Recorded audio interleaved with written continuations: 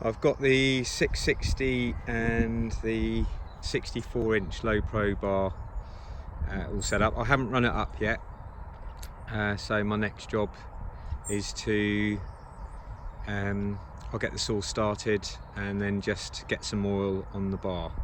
You can see I've got an oiler over there, just there. Obviously if you do that, make sure the cap's on properly. So I'll get him run up first and just see how the chain looks on there.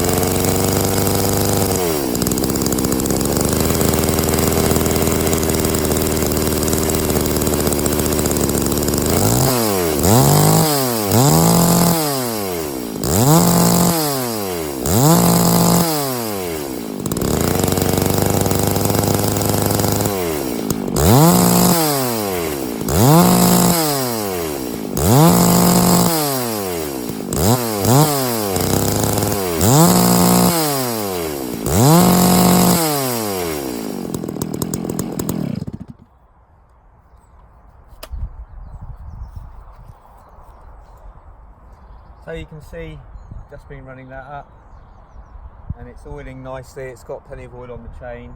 You can see the chain's already got slack,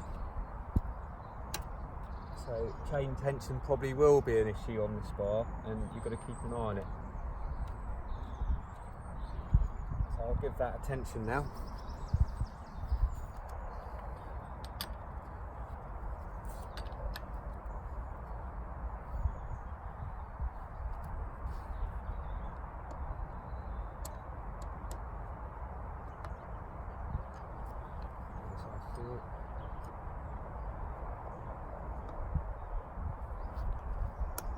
Be quite sort of just tentative as you tension the chain, because there's a lot of pressure on that chain tensioner,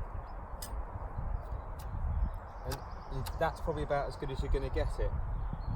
And then when you're finished, if you lift the saw up before doing these two bolts up, well clamped up, and then that gives it a little bit extra, but that's about as good as you're going to get chain tension wise. Here we've got the log, the Panther first cut system. I haven't got it absolutely level, I've got it as good as, and the reason this is it's a bit of a gnarly, nasty old log. It's more, today's really about just testing out that low pro chain rather than doing anything else. So yeah, next stage is to cut, see if that 660 will put a 64-inch bar, and you'll notice I'll turn the oiler on when I start going.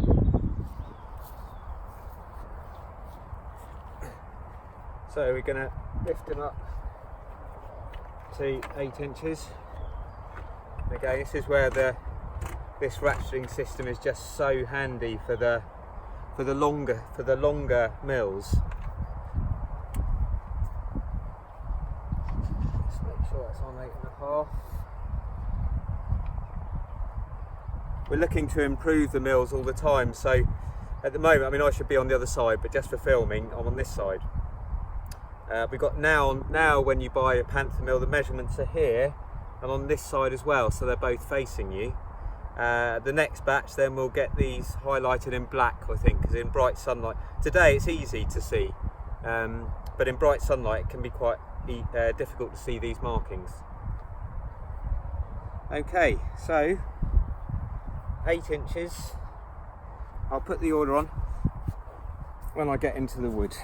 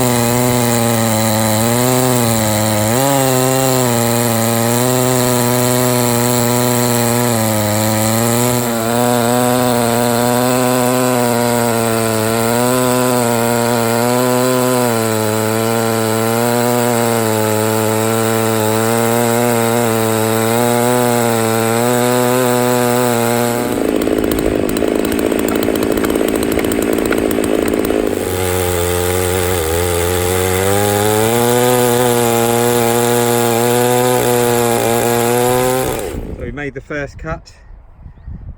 It's quite an awkwardly placed log, this, really, but I guess that makes things more realistic. And yeah, it's you can tell the saw is working hard, and certainly this setup is not for production sawing where you've got, you know, 10 logs to do that you want to cut into 2-inch slabs. What it is more of a one-off. You've got a one-off big log, and you don't want to buy an 880. This will give you the ability to do it. But yeah, usual practices: take your time, don't run the saw out of fuel,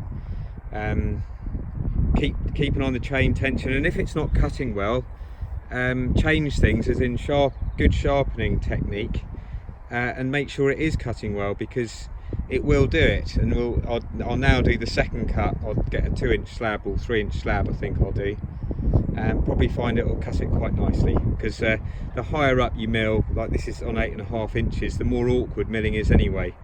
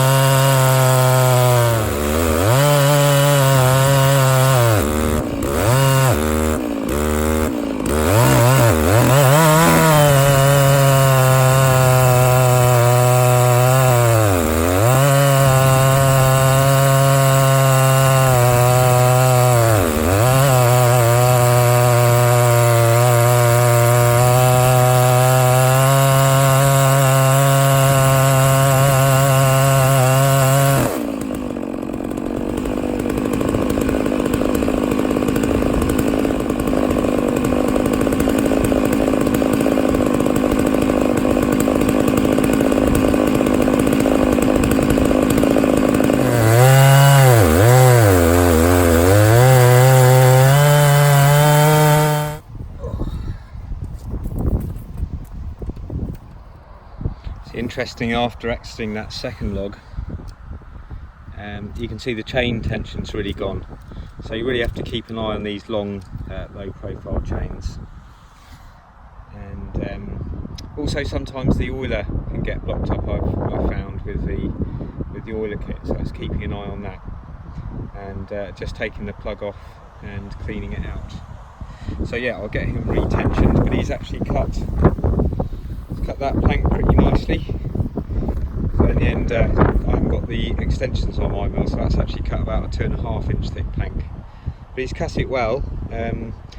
The slope of the log is actually too much to make milling that easy, so I'm almost having to hold the saw back rather than let it go down, so a flatter surface would have actually been better for this log.